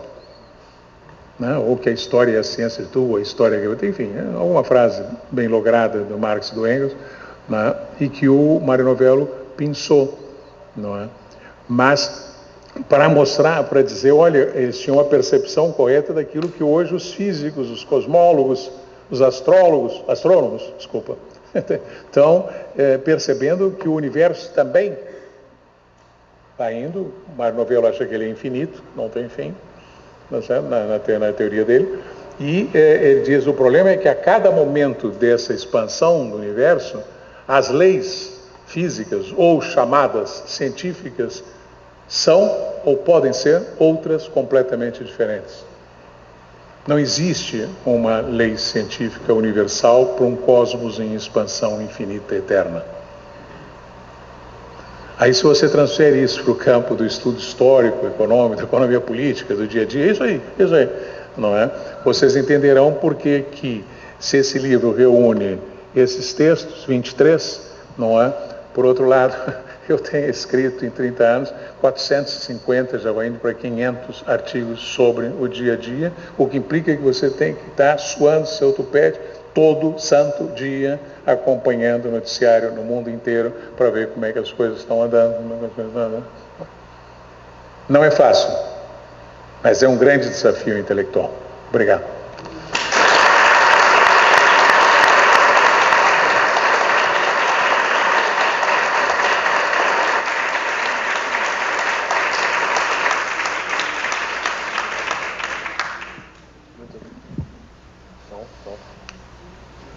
Som. Muito obrigado, professor Fiore. Agora nós vamos abrir para uma sessão de perguntas e respostas para a audiência. Quem se habilita a ser o primeiro ou a primeira? Se não tiver, eu posso fazer uma pergunta? Eu gostaria, me perdoem. Professor Fiore, o livro trata um pouco dos textos que o professor produziu ao longo da sua trajetória, que o senhor esboçou aqui. E eu fico me perguntando, diante dessa conjuntura, qual papel cabe a nós, em termos de intelectuais, pesquisadores, em que esse desfazimento da ordem parece ter uma dimensão também de desapego cultural, de esvaziamento da cultura, dos símbolos, das representações, de tendências anti-ciência, anti-pensamento irracionais, digamos assim. E falando, já que estamos também rodeados de estudantes e pós-graduandos, qual que é o papel que cabe a nós como intelectuais? Acho que o senhor já começou a esboçar uma resposta, mas se o senhor puder desenvolver um pouco mais, eu lhe agradeceria, diante dessa ordem que é tão fascinante e ao mesmo tempo angustiante. Muito obrigado. Quem? Quem gostaria? Sem perguntas? Adriano, por gentileza. Olá, boa noite, professor Fiore. Obrigado pela excelente exposição, esse universo em expansão, né, de saber e de visões. E teve uma coisa que me chamou a atenção, que é quando o senhor menciona sobre os seus interlocutores, né, os quais o senhor já se divorciou. Então, são alguns que vão e alguns que vêm.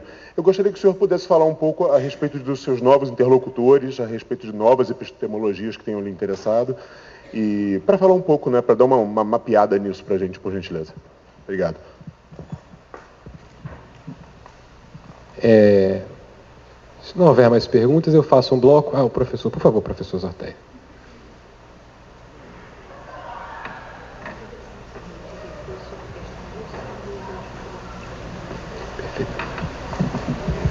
Bom, Fiore, eu queria... Uma dúvida é a seguinte, né? Naquele texto História, Estratégia e Desenvolvimento, ele tem duas partes, né? A primeira parte que é uma metafísica do poder. Tem três partes, na realidade, né? A primeira parte é a metafísica do poder, a segunda parte é o sistema interestatal e a terceira parte, se não me engano, é sobre a coisa da América Latina, né? E aí a Cláudia até falou sobre que essa teoria foi criada para explicar o sistema interestatal. Mas me parece que aquela metafísica do poder ela pode se aplicar para além do sistema interestatal, né? Inclusive para unidades de análise que são unidades de poder, mas não são necessariamente estados nacionais. Então eu queria saber se é possível, como que você vê esse diálogo entre essa metafísica do poder, né? Aquelas regras sobre o poder triangular, com outras unidades de análise, como, por exemplo, as civilizações, ou o conflito de civilizações, a la Huntington, por exemplo, que me parece que está por trás de algumas fraturas aí muito importantes na conjuntura atual, como, por exemplo, inclusive essa fratura russo-ocidental, que parece que nunca tem solução, não importa qual regime qualquer um dos dois lados, né, Ocidente ou Rússia tenham, e coisas do gênero aí, né? Seria isso. Muito obrigado, professor Zorteia. Nós vamos, professor, por favor, responda, e depois nós faremos mais um bloco, se possível. Bom. Olha, com a primeira pergunta sobre qual o papel nosso, intelectuais, frente a esse mundo atual,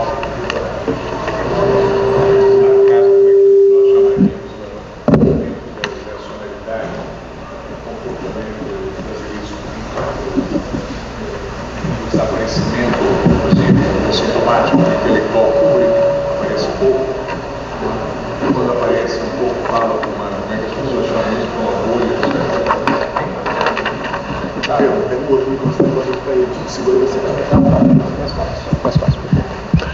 Não, isso não posso aceitar. Não, eu com relação a essa tua pergunta, eu estava querendo era exatamente abrir aqui a epígrafe desse livro.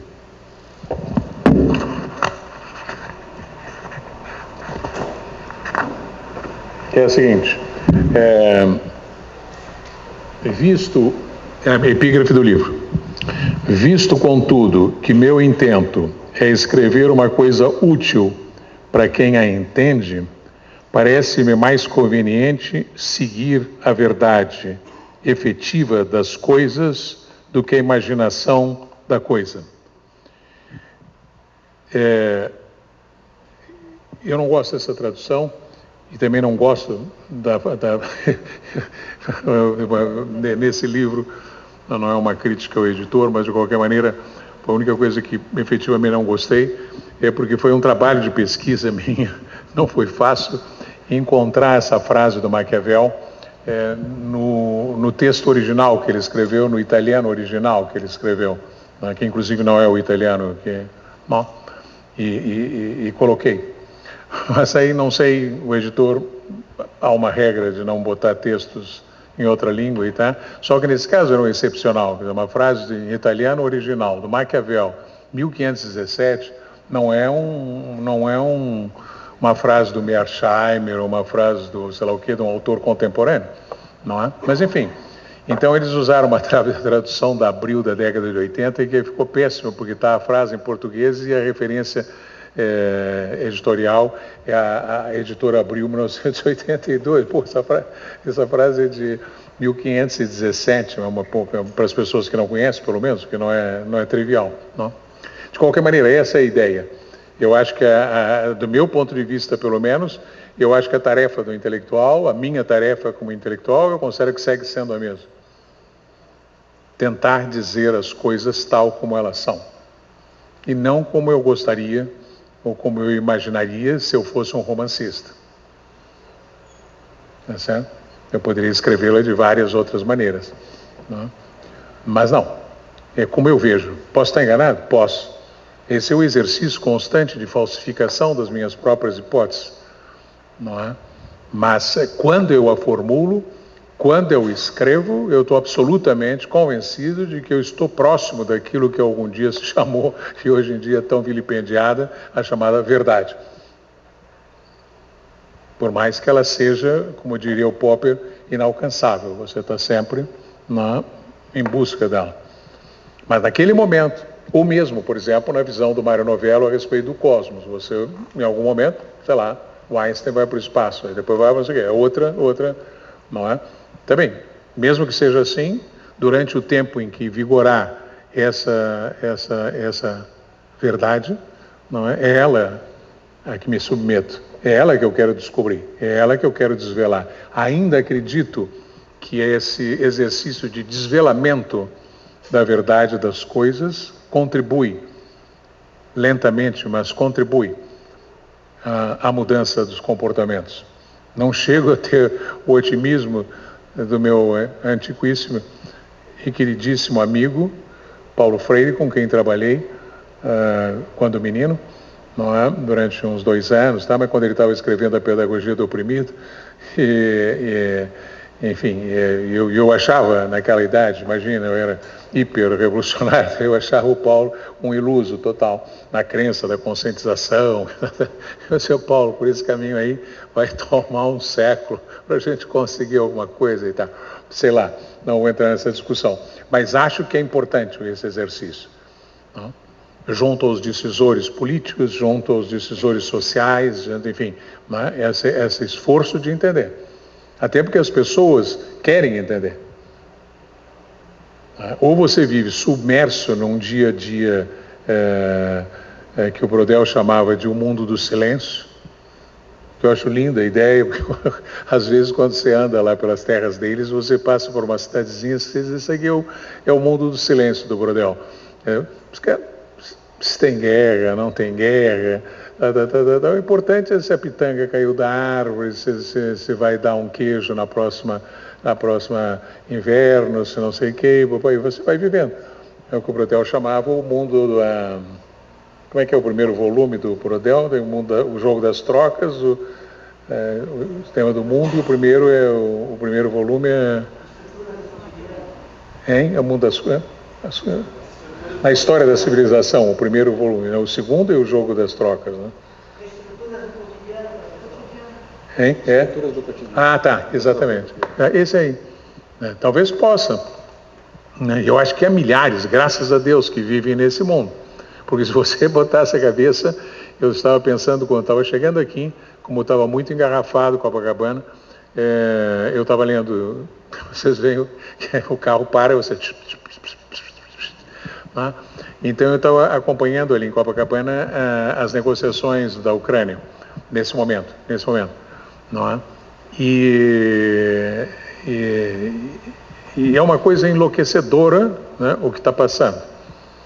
Eu não vou falar, não vou contar para vocês, até porque eu não sei, mas o que eu sei já é suficiente, tá certo? Quer dizer, as traições dentro do grupo do Trump, as brigas entre os ingleses, Trump, franceses, europeus, entre os europeus, tais, dentro das Rússia, enfim, a tal ponto que os caras transpiraram uma conversa do emissário do Trump com o Putin, portanto que eu me imagino que já seja assim, secreta, dentro de uma sala que provavelmente deve ter 400 barreiras para não entrar nenhum tipo de raiva, e o Bloomberg jogou no ar uma gravação da conversa, que é, digamos, prejudicial para a negociação da paz, prejudicial para o negociador, né? E que dá uma bangornada no Trump, que a sua vez assumiu a defesa dele, mas enfim, isso é o que está no ar, mas o que está no ar é essa... Se você, por sua vez, no dia a dia, soubesse o que por trás disso está em termos de rearmamento da Europa, tá?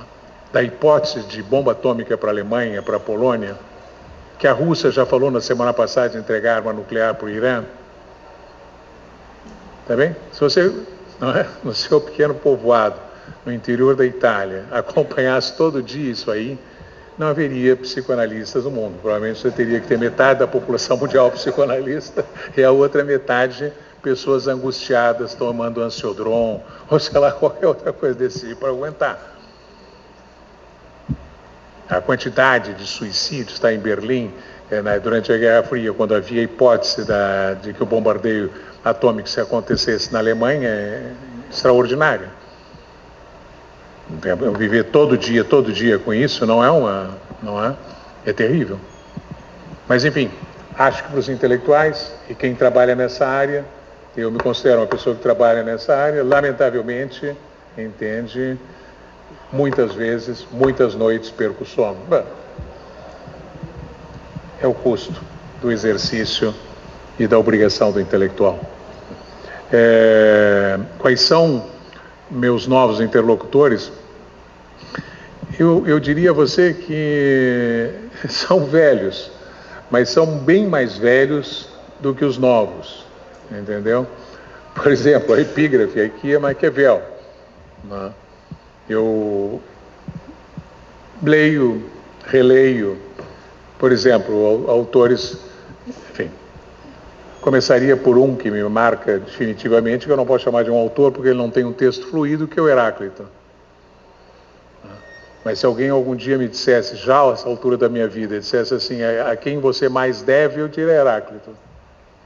Na forma dialética de pensar o conflito, a guerra, e tarará. Leio e releio Tucídides. Vocês logo dirão, são todos chamados realistas. Tá certo. Maquiavel, o Hobbes, mas também alguns contemporâneos. O Eduardo Carr, volta e meia eu vou lá e releio a discussão dele sobre a ética internacional, os países fazedores de ética e tarará. Já li, me acho interessante, mas não o Mearsheimer, que até poderia parecer o cara mais parecido com o que eu penso, em algumas coisas, não? Mas no geral a visão não é a mesma. Não é? Mas quem ilumina mesmo, quem te instiga, em geral, não é o camarada que está na mesma parada. Não é? São clássicos, no fundo. Marx, Hegel. Então, são caras que você lê e relê e dá no mesmo. Você lê de novo, e lê de novo. Sei lá, o 18 para o Marx eu devo ter lido umas 100 vezes. Tá bom, dá no mesmo. E cada vez que leio de novo é outro assunto, é outro ângulo, é outra maneira de olhar. A mesma coisa que o Leviatã, do Hobbes. Não é? Então, eu diria, assim, se pensasse hoje, eu diria, volta aos mesmos, incluindo o Hegel. Não. A terceira questão era... Sim, completamente. Completamente. Aquilo que você chamou a metafísica do poder, ou aquela tentativa de exatamente aquele exercício de hermenêutico e lógico, não é? Uma espécie de fenomenologia do poder, e que me levou e segue me levando à conclusão que seria talvez o ponto inicial e o ponto terminal da teoria do poder global. Tem várias outras hipóteses, mas esse seria o ponto inicial e terminal. Qual é o ponto inicial e o ponto terminal? Não existe nada antes do poder. Tem o poder tal como nós entendemos, isso é como uma relação. Não o poder como o canhão, como isso, aquilo, não. É uma relação social, assimétrica, hierárquica, conflitiva. Que é o que está na cabeça do Heráclito. Não? Apesar de que ele não fala em poder, fala em guerra, fala em conflito, fala essa coisa toda. Tá certo? Então eu diria que a primeira delas é essa, quer dizer, na origem desse sistema e de qualquer sistema é o poder. Não há nada antes do poder. Essa é uma das razões pelas quais acabei um dia escrevendo um artigo sobre o mito do Gênesis. Tá certo? Por deduções lógicas, não por paixão religiosa, nem muito menos, nem teológica. Eu acho hoje, costumo dizer, em lugares onde eu possa dizer, que eu considero um dos textos mais geniais do ponto de vista da teoria do poder. O mito do Gênesis, que está no Torá, que está como é que chama, no Antigo Testamento, na Bíblia, sei lá, essas coisas todas. É absolutamente extraordinário. Ali é o Gênesis. E o que é o Gênesis? É aquela relação. Aquilo é poder. Se você entender aquela relação triangular entre Deus ou Javé, ou seja lá quem for, né, Adão, Eva e aí a tal da famosa serpente, né, eu acho que você consegue entender a origem do poder e por que o poder está na origem de todas as coisas. E a segunda questão fundamental é que o poder, à sua vez, no sistema de poderes territoriais, internacional pelo menos, não vou discutir em outros, nesse aí, que é o que nos interessa aqui, né, ele é uma espécie de ponto ômega do universo. Tá certo? Esse universo expansivo, ele não tem teleologia, ele não tem nenhum futuro previsível, pré-determinado. Não é? O mexicano que ganhou o Prêmio Nobel da Paz, o Otávio Paz, Nobel da Paz. Não, ele ganhou o Prêmio Nobel de Literatura, ele se chama Otávio Paz. Não é? Ele tem uma passagem no discurso dele em Estocolmo, de aceitação do prêmio, de recebimento do prêmio, né? Que aliás eu acho que eu lembrei, citei ali naquele lugar lá, aterrorizado com esse tal de professor emérito, sei lá, né? A ideia de... ele dizia isso em 90, né? O que a humanidade perdeu não é a fé, a utopia, então, o que ela perdeu definitivamente é a certeza do futuro. Não existe futuro predeterminado. Não existe nenhuma lei universal do futuro. Nem a do Hegel, nem a do Marx, nem a de qualquer outro. Positivista, sei lá, o que seja. Tá certo? Então essa ideia de você conviver com um futuro que você não sabe, pois bem, mesmo que você não saiba o que isso significa, eu diria que o poder global é também um ponto ômega que está no horizonte, que impulsiona de trás e de frente a expansão do universo, do sistema interestatal e de qualquer sistema internacional, mesmo que não seja estatal. Eu acho que o sistema interestatal europeu, ele deu a esse processo, entende, uma velocidade, uma dinâmica e uma belicidade que os outros tiveram menos. Tá certo? O sistema internacional, digamos, na Mesopotâmia, houve um sistema internacional. Dava para falar de um sistema já medianamente internacional no século, sei lá, 13, 14, antes da Era Comum.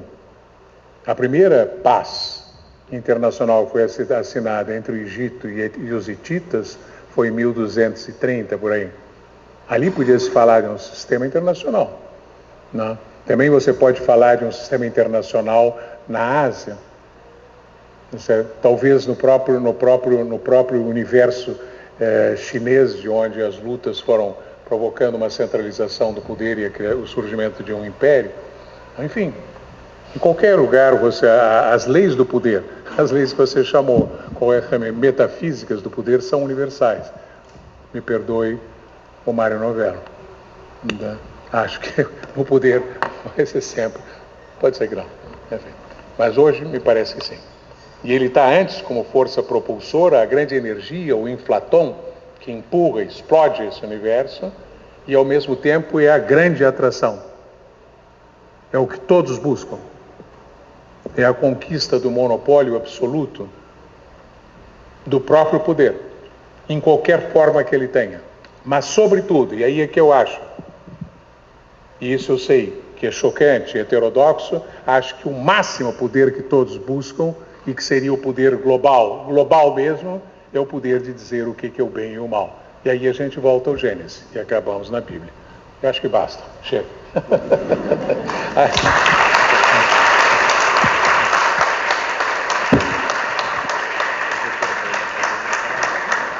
Aliás, quero dizer para vocês que ontem saiu no jornal que o governo americano criou um mega financiamento agora, um novo projeto.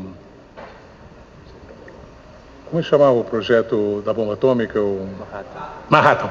Um novo projeto Manhattan, articulando universidades, enfim, toda aquela parafernália do sistema deles. Não é?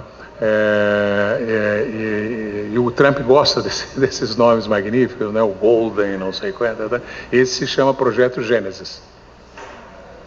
E é um mega investimento para estar na ponta de tudo que a inteligência artificial possa trazer nos próximos 100 anos, 200 anos.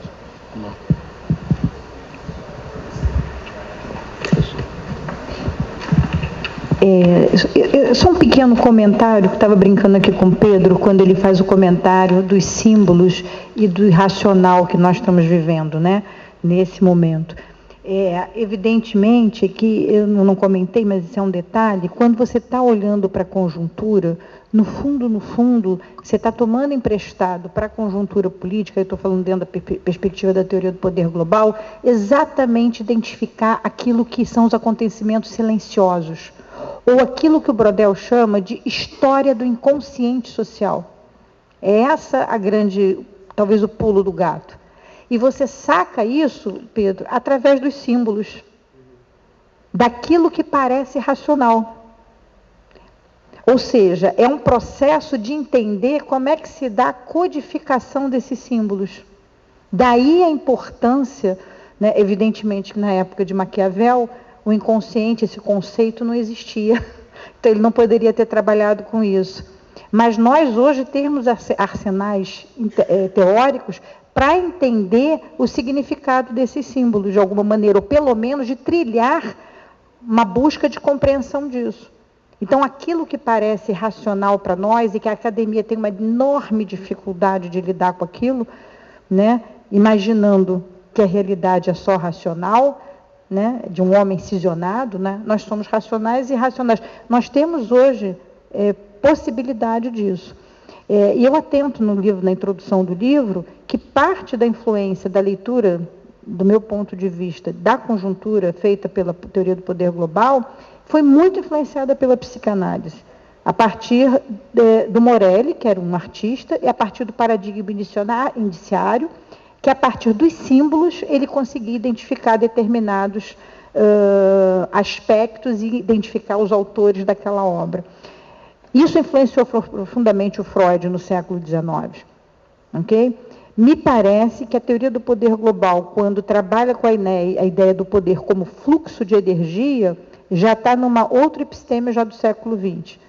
Né? Não estou mais na episteme freudiana, mas eu já estou numa outra episteme do século XX. Me parece que a psicologia complexa ela é mais compatível com a perspectiva da teoria do poder global, para compreender esses símbolos que nos parecem irracionais. Okay? Então, discursos extremamente irracionais têm uma codificação e têm uma simbologia que nos cabe como tentar compreender, por mais irracional. Aliás, esse é o papel da academia, né? É compreender aquilo que...